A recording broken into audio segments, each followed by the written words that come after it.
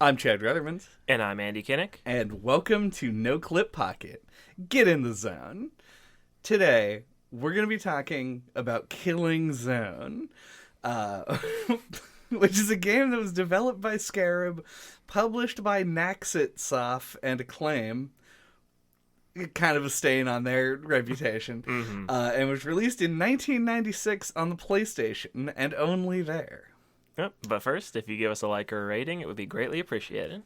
And it's pretty important to note right up front, this is not Killing Floor, nor is it Kill Zone, nor is it... I don't have any other zone names. Those are the ones that I came up with prior to this. It has a name I didn't realize was as generic as it was until there was confusion about it. And it made Googling things about this game incredibly hard to do. But Killing Zone is a fighting game. It is a sensational 3D fighter. The box is sure to let you know. Yeah. And like in the style of a Tekken, I guess. I don't know if that was like the first, but it's certainly the most well-known 3D fighting game at this point. And that is it. It is in no way. There's no gimmick to the fighting that makes it more in depth. There's very little in terms of balancing in the game. The one real catchy part that it has that I've yet to mention is that the fighting roster is, for some reason, made up of like the Universal monsters. Yeah, copyright free. Yeah. Public domain, the fighting game. And it's like shocking to me how little they do with this concept. It is really weird. Like, they give all of the characters just like either really regular or like nonsensical names for like what they're representing. Yeah. Like there's a skeleton, and it's a skeleton. Like, skeleton by itself doesn't, I guess, lend itself to any special fighting game powers. Not that there haven't been skeletons in fighting games before. There's one in Killer Instinct, which is also not a zone game. But they, I guess, were so bereft of creativity that the skeleton guy, whose name is just Cal. That's actually one of the ones I think is like okay. Sure. That they're just like the names of like presumably the men they used to be. Yeah. Cal and Hal. And yeah. Players 1 and 2 each have different names. Yeah, which is something I think is interesting. I don't know if other fighting games do that. But it felt unique to this, to me, anyway. That's fair. Normally, you're right, they don't. Most of the time, like, if you have two players who pick the same character, player 1 and player 2 just, like, a different color. This has both color and outfit variations, and changes their name just for a little extra help. Yeah, like, I don't know. I don't remember if it's, like, the dark pixie or the Gorgon lady. But one of them's just named, like, Carla or something, like, just, like, a regular-ass name. Yeah, that is, I believe, the dark pixie. Yeah, it's just, like, I don't know, it just feels really nonsensical. Then you have, like, I think it's the werewolf character is just named Gush. Yep. It's, oh god. Yeah, and to finish my thought from before, the skeleton guy is just, he's a skeleton, but he does have like a sword and shield. Like a Roman soldier or something. Yeah, it's extremely weird, and like the shield doesn't give him any additional blocking mechanism in any way. And all of his moves are mostly just kick moves or sword slashes. So the shield could have been removed and nobody would have even questioned it. But that was the model they made. Yeah, I guess just to go over the rest of the roster before we get into the gameplay. Yeah, we mentioned the werewolf guy, who, when you're playing him, is just a regular human. Because his werewolf transformation is gated behind a special move, And those sure aren't in the game. I actually found out that the thing you do to trigger the werewolf transformation is you have to run for 3 seconds. What? Yeah, you have to be like moving forward at full speed for 3 seconds to transform. Look, I want to talk about the run in this because it seems like that would be impossible at the rate at which you teleport across the screen. I managed to do it once on accident and had no idea how I did it. Oh god, that's for 3 seconds. Also seems like a very long time. Sure does. Yeah, yeah. That's Gush. He's the human / potential werewolf. Mm-hmm. You have the skeleton. You have the Gorgon, who is mostly like a snake in this game. Like most of the moves are kind of snake-esque moves. Yeah, bottom half snake with like a scorpion stinger, I think, on the end of the tail. Yeah, and you can do these she has wild moves that cover like huge amounts of ground. And then there's the mummy, who's on the box art looming large in the background. And I love the mummy, but all of his animation outside of the fight shows him with stretchy Dalsim limbs. Mm-hmm. But in game he can't do that. Maybe he's got a couple of moves that use the stretchy limbs. Yeah, he's got a little bit more of a reach. Yeah. But yeah, his victory animation, he stretches his arms a little bit. So his victory animation is very head empty, very excited. Mm-hmm. Just pumping his hands in the air. It's really good. So, okay, you have the Minotaur, the Dark Pixie, the Frankenstein monster. Am I leaving somebody out? I feel like I almost assuredly am, but cannot come up with it. Is there just one that's a regular guy? Well, there's Gush, who's no, a regular that's guy. not a werewolf. Is there one that's just a guy? No, everybody is a monster of some sort. I feel like that's everything. All right. Then that's your roster, which sounds cool in a vacuum. Mm-hmm. The game has no plot. Nope. It doesn't even have the token fighting game ending when you complete the story mode, the arcade, whatever you want to call it, arcade mode, which just puts you up against every fighter in a row and then a mirror match at the end. And there's no ending. It just goes back through and shows you your last 3 seconds of every match and stats. It's you got hit 4 times. You were dealt this much damage.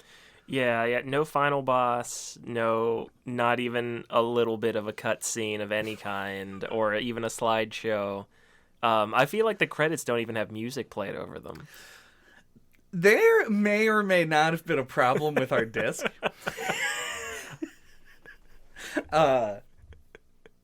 Yeah, it's a pocket. We'll circle back.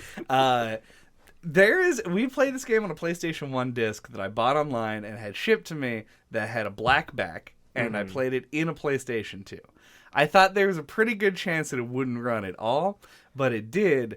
But then it also has trouble sometimes. And one of the things I noticed is that frame rate issues seem to also make the music of the game skip, like it was in a Walkman and you were jogging.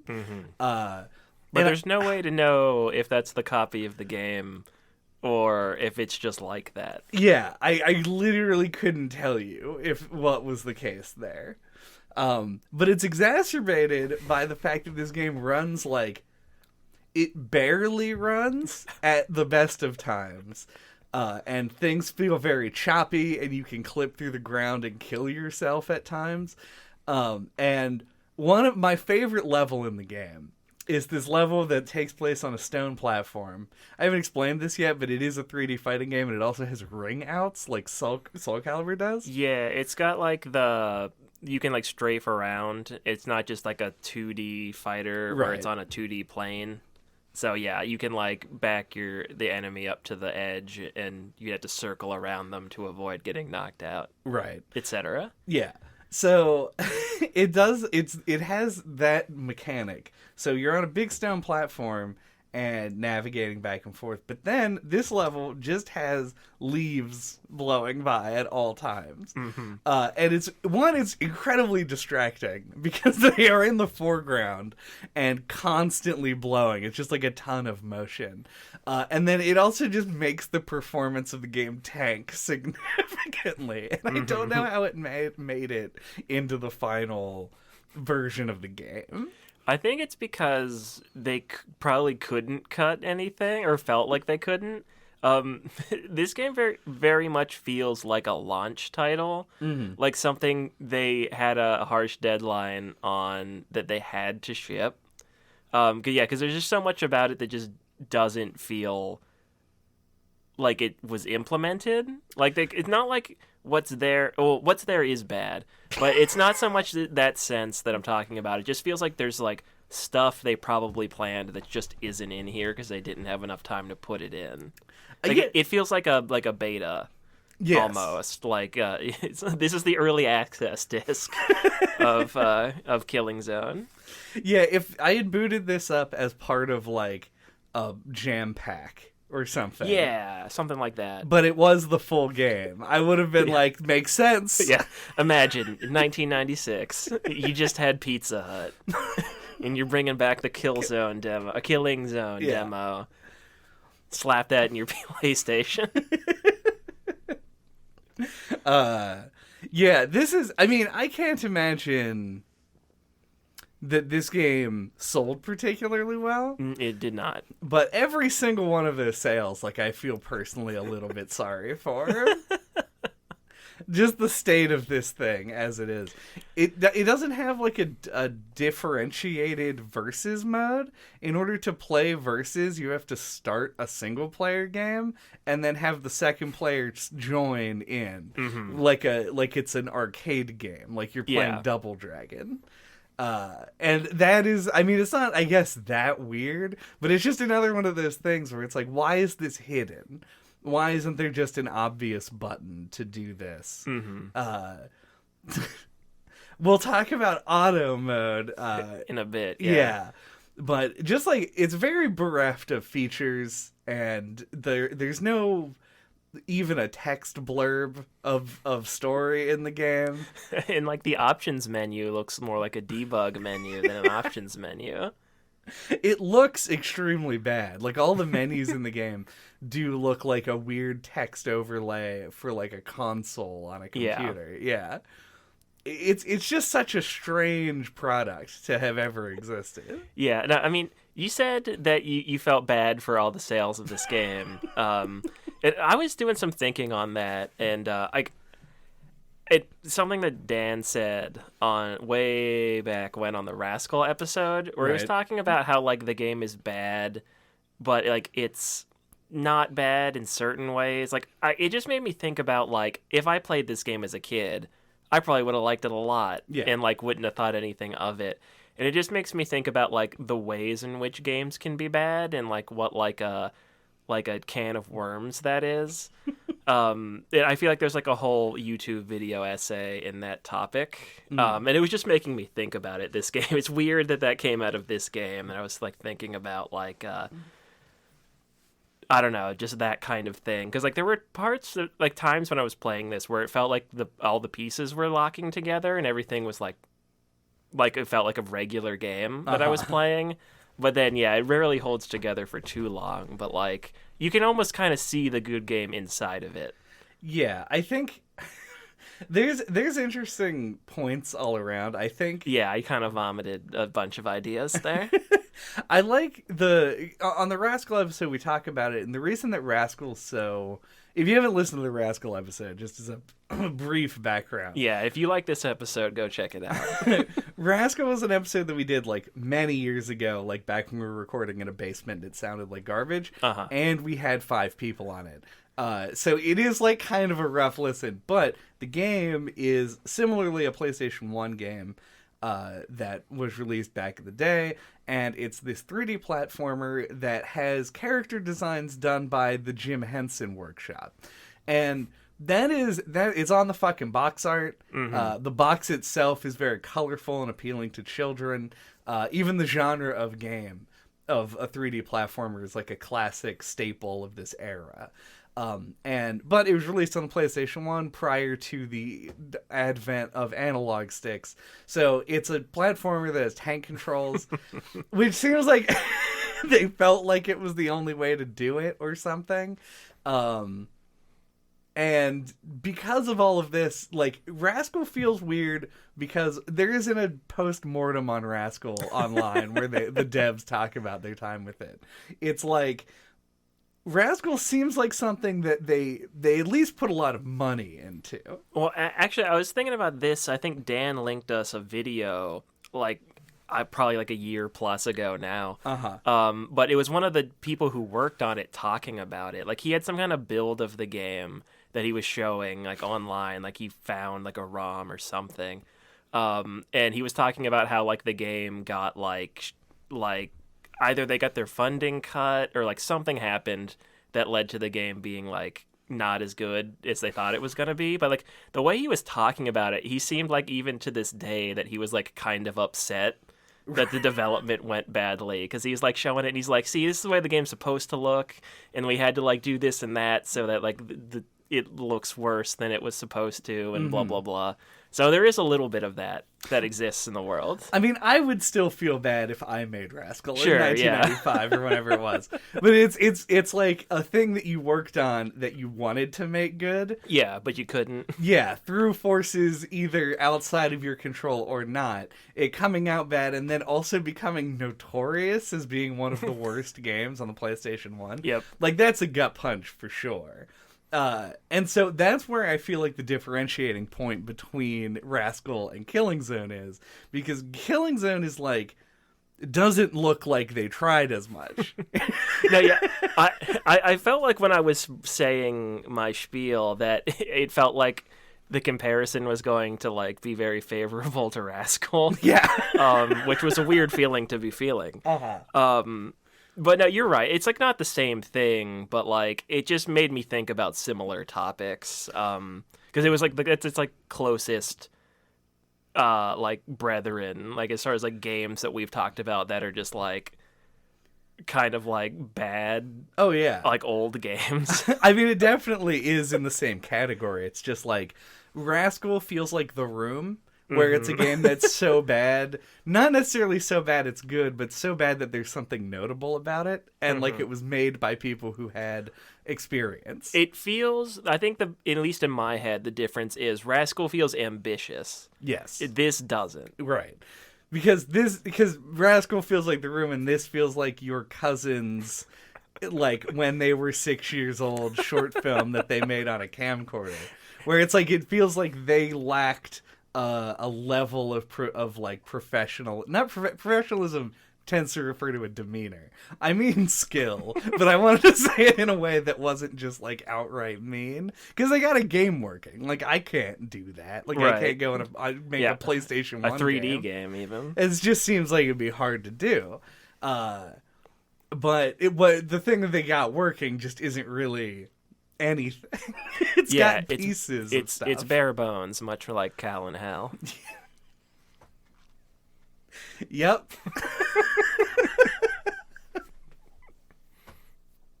And to your point about like if you played this as a kid, this, as we once again forgot to mention at the top, is one of our Fanbruary games. This is a game that was suggested to us by Janelle over on the Discord. Junimo Janelle. And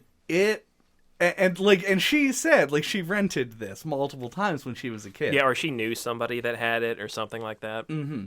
So it's a game that she did play as a child, and that is why it was something that stuck with her, you know? Yeah, no, like I guarantee you, if I played this as a kid, I'd be like, "Fuck yeah, Killing Zone!" Ain't no way you tell me Killing Zone's bad.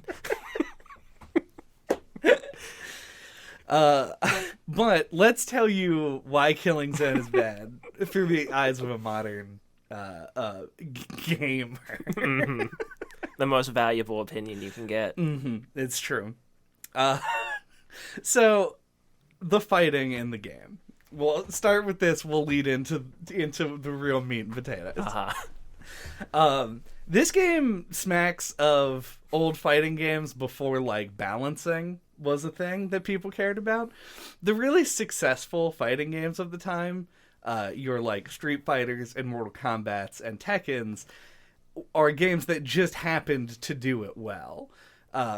Fighting games seem, in essence, very easy to make. You make it, you do an attack, and when the hitbox connects, then it deals damage to the other person. Maybe I just know too much about games, but I feel like fighting games would be one of the hardest games to develop. They absolutely would be. But it comes in a lot of things that are very nuanced. It's not big picture stuff. Like, it's pretty easy, and they teach, like, platformers and stuff when they're teaching, like, kids how to make games. They're like, here's your, the basic programming and stuff. And it's like, this moves your character, and then, like, here's how you do an input, so you can learn how to make the character jump. Collision. Yeah. Blah, blah, blah. Real simple stuff that, like, you can kind of get your head around. It's easy to depict. In a fighting game, everything from, like, movement and, like, the length of time the animations take. Animations are super important. Yeah. And this game has some of them. Yeah, balancing. Like, there's, like, a lot of, like, all the nitty-gritty, like, percentages and like edge cases and things matter the most, or at least one of the top genres that stuff matters the most in. Yeah, if you were like in a human body simulator game, it might matter slightly more, but and so this game has like bits and like it has an understanding. The game has a light punch, a heavy punch, a light kick, and a heavy kick. And a grab that I'm not sure how you trigger, but you can do it, and a block, and then everything else and, like, is some movement. special moves. Yeah, I think you have to. They don't put the inputs in game, and the copy that we have definitely didn't come with a manual. So I don't know how to do this. I tried the Hadouken input on every character, and it did nothing on any of them. So that's about the well of experience that I have. Right. I know the Hadouken. And I have even less. Yeah. So what it ended up being for us when we were playing is that the heavy characters, traditionally some of the worst characters in fighting games, were the ones that I was just like, these are overpowered. Like the Minotaur, the Frankenstein, because they have reach. Yeah, the characters with reach are obviously the best ones. Yeah. Like the Gorgon lady, the mummy, the Minotaur, and the Frankenstein. Yeah. And it seems like there's no correlation whatsoever between the range of the attack and the animation speed, which is dumb. So you have the light kick move with the Frankenstein is this hysterical, like, very slow, like, shin jab, where he just sort of picks his right leg up and then kicks it forward, like, 1 inch, and misses the attack every time. Hitbox is pretty active, though. If you're in the killing zone meta, something to keep an eye out for. But then he also has a move that's just like a big lunging kick that just comes out instantaneously and will just floor anybody. And it just feels very unfair to play against. It is very random. Or like inconsistent across the characters. But yeah, the Frankenstein is the funniest move, where if he knocks you down, he can do this like suplex flip thing that is like the funniest. I think it's because of the animation speed. Like it's like so slow. It's really slow. What's what was it called? Like the tombstone drop? It was like I don't know wrestling. Yeah, I think it was like Undertaker's special move or something, where he like assumes a coffin position and falls on his back. Except the Frankenstein does a front flip for some reason. It just looks like he's fucking up something. Yeah. And other jump attacks, honestly, are similarly funny to me. The skeleton's jump attack, he just turns him into an enormous skull for some reason. It's just really weird. I know that several of them, like the Gorgon's jump attack, just puts you into like a faceplant move. Yeah. Which makes it really hard to land, because unlike a giant Frankenstein falling through the sky, it is small. Yeah. So yeah, it's really tough. I think the Minotaur was my guy. Mm-hmm. He's the only one that I ever figured out how to do like a combo with. Yeah. Because you can launch somebody, and then because your regular attack has such a long range, because he has an axe and is a big dude, you can connect on their way back down. Mm-hmm. Literally nobody else was I able to connect 2 hits in a row with. Yeah, I could tell you were trying a lot harder to actually like play the game like a fighting game than I was. Mm-hmm. This fell into like classic button masher territory for me. Yeah. I really wanted to like the skeleton. I just like the idea of a skeleton with a sword and shield. It's just fun to me for whatever reason. But I think the Gorgon ended up being my favorite character. She felt pretty overpowered with that fucking tail. That tail whip move? Yeah, and that the crawling move that I could only rarely ever do. That felt like it was like had super armor or something. Like it was like if you hit with that, and it did a bunch of damage. So. Yeah, it just seemed like it was actually invincible. Like, I don't think that you could interrupt that move. Yeah, it's real nuts. And also, I agree with the best way to play this game is to just mash one attack and win that way. What I was trying to do was have fun with the game. Sure. Which is a difficult task. And is also a lost cause if you get bored of doing the same thing over and over again. Mm-hmm. But I would like to see 2 people with like legit like experience, like the fundies, to get down and actually play some Killing Zone. Like I want to see professional Killing Zone because I think it would be very eye-opening. Yeah. To see, like, what are the character choices? Like, what moves are actually any good? Like, for somebody to analyze the meta would amuse me greatly. Right. You want to talk about auto mode? Yeah, I think we better. I actually think this is a cool idea. It's so cool. Yeah, so basically what you do is you pick a character, and like I think you might pick some stats or something at the beginning, I don't remember, but then you just let them fight in a tournament and against a bunch of NPC fighters, and you start out with only like 2 things you can tell them to do, which is like attack and move forward, I think.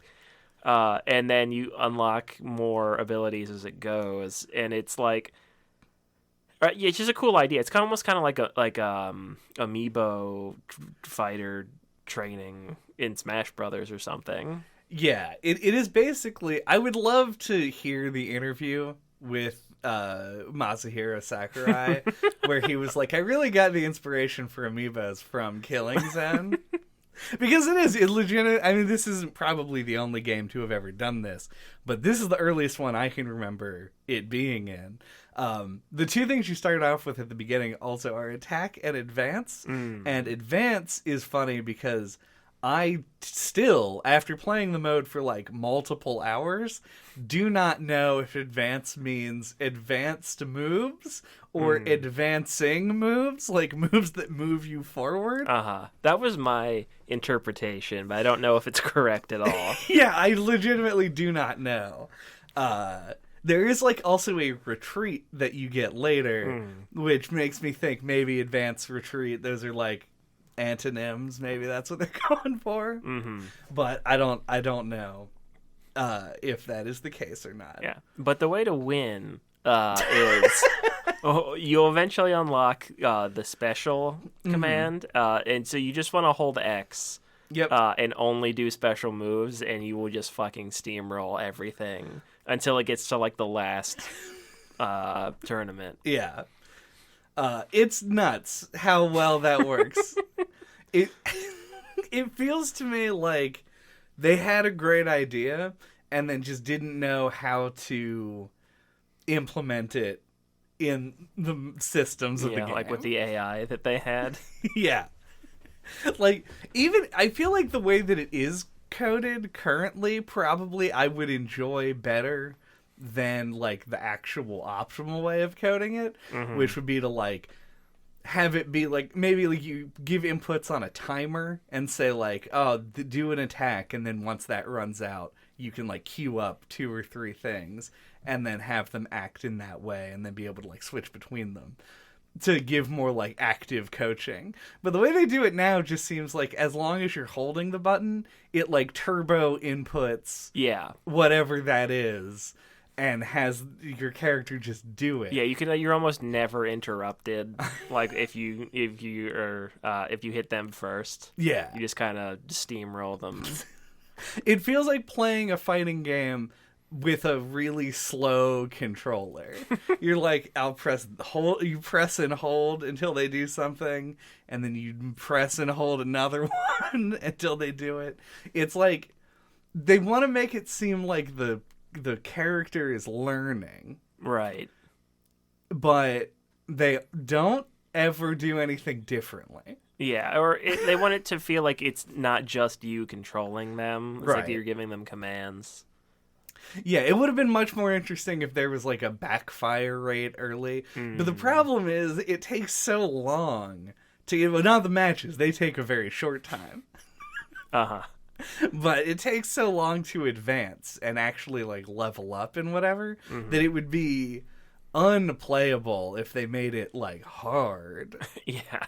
So I don't know. I feel like I'm really like torn on it because I feel like it's a game style I hate, but it's interesting. But then it's also done badly. So it's hard to have like a really like positive take on it.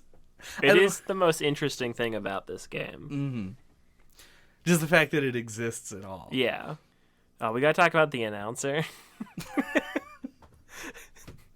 Who might be an announcer or might be like a corrupted AI trying to get out of the game. Yeah, because I feel like I was doing some looking online, and a lot of people seem to say that it sounds like he's saying beat you up when you start.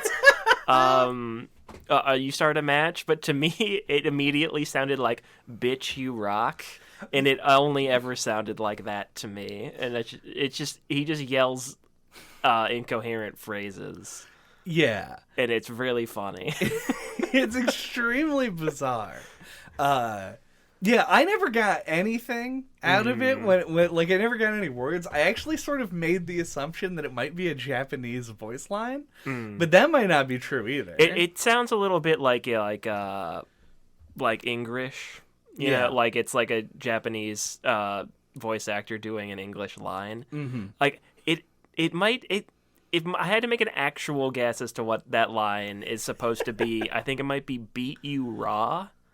Beat you raw? Yeah, because it sounds like beat you raw. That is what it sounds like. Yeah, it's something like that. As much as I want it to be bitch you rock. That's such a weird thing for an announcer to say, though. Yeah. Like, the announcer is like the fight. Wait, there's a reference here. I don't know.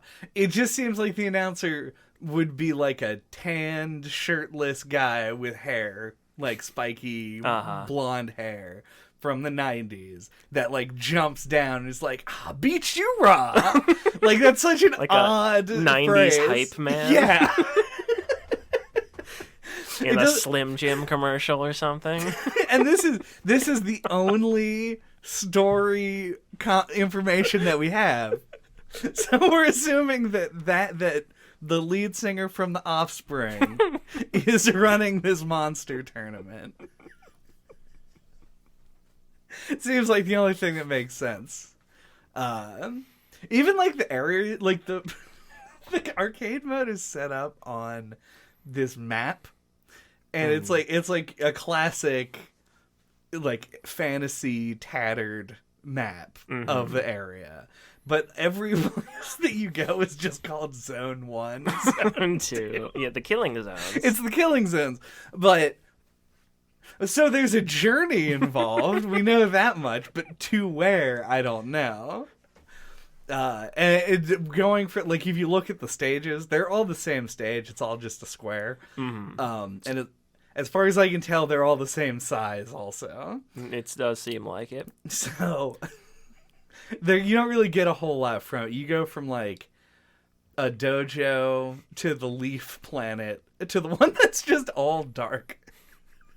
It's really strange. All of the stages, there's only visual variation. They don't tell you much of a story either. No logical progression. Not really. So yeah, I think maybe Beat You Raw could be it.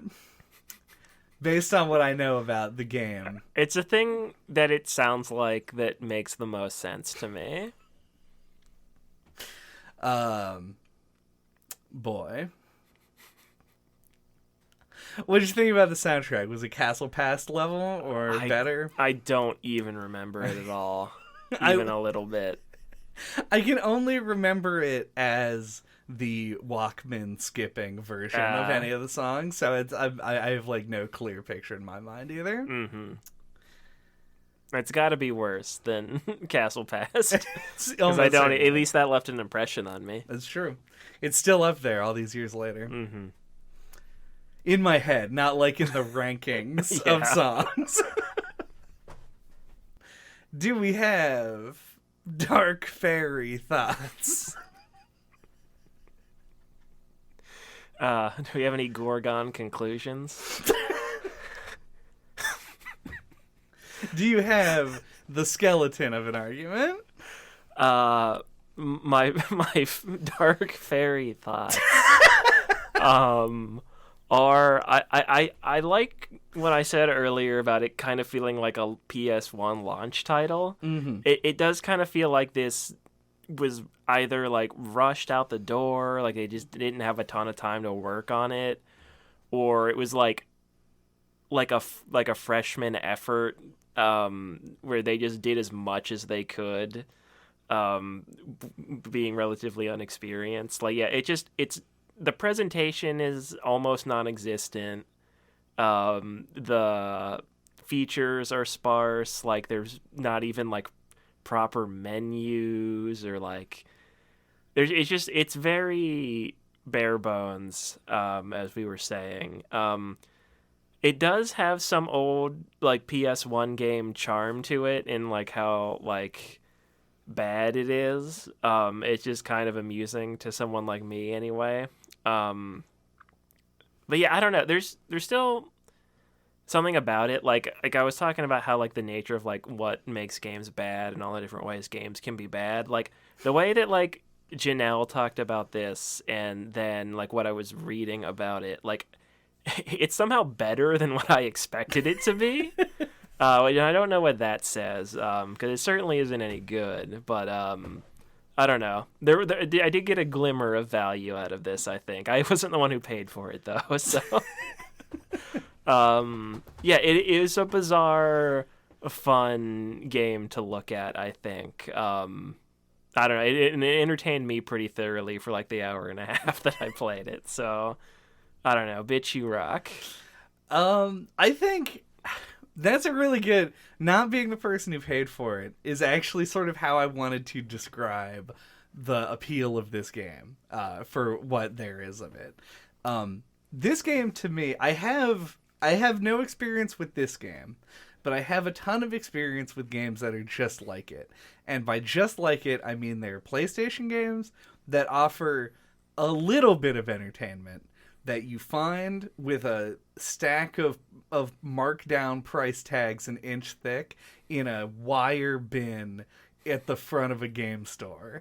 And you probably could have gotten this game for $1.99 in 1998, like after it was a couple years old, and people had gotten it and returned it, and then it got marked down, etc. Because I bought those games when I was a kid. Those were the games that I was playing mostly, where I had like the one tentpole release where I spent 3 years trying to beat Banjo-Kazooie, and then I had 100 games that I paid $1 for on the PlayStation or like whatever. And I think that if you got this game for $1.99 as a kid, that is the highest peak point of enjoyment for this game. You will fucking love this game if you did that, because there's nostalgic attachment.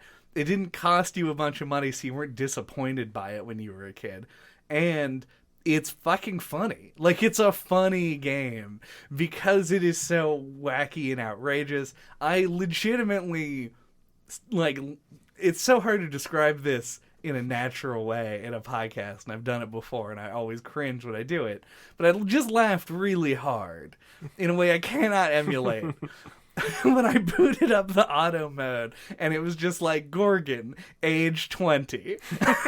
Like, for some reason, them giving them an age, and it specifically being 20 when you start. Each time you die, the age goes up. Yep, so that it's showing time passing. Mm-hmm. It's just really, it's the 20, it's... I'm the mummy. I'm 20 years old. I've decayed and have been wrapped in preservational bandages. But I'm only 20 years old. It's really funny in a way that I can't describe, and just the hit of it was so hard. So yeah, I also loved the two... Okay, I played it for like 4 hours that I played this game. But could not recommend it to people writ large. Mm-hmm. It has to be something big and special for you, especially at modern prices. Thank you for listening to NOCLIP Pocket this week. What are we talking about next time? Next time, we're going to be talking about The Bouncer. This is a Square Enix game. It's their first one on the PS2. Yeah. So we're advancing one console generation. We will be 21 when we play The Bouncer. But yeah, this is one that I've known about for a little while because the main character in a piece of promotional art looks just like Sora in like an athletic outfit. Mm-hmm. So it kind of made its rounds in the Kingdom Hearts community, people being like, what the fuck is this game? So that's how I know about it. And then somebody suggested it for Fanbruary, so I was like, we gotta do that. Yep. Because it's always been like a little curiosity of mine. So I think it's a beat 'em up. I don't really know a lot of specifics about it, but Square Enix beat 'em up from probably like 2001. Yep.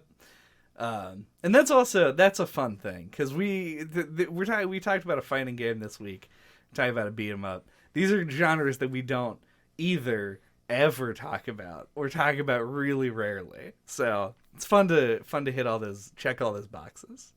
And while that box is still unchecked, you can get a hold of us. All of our contact information is on our website at noclippodcast.com.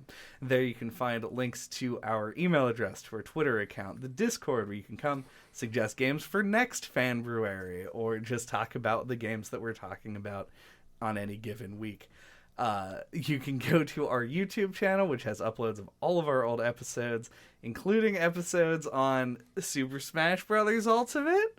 Rascal. Kingdom Hearts 3. Harvest Moon GBC. Harvester. Beat that like button raw. Drop a giant skull on the subscribe button. Stretch those mummy limbs down to the comment section. Yeah, it's quite a trek. Mm-hmm. Gotta have the stretchy limbs.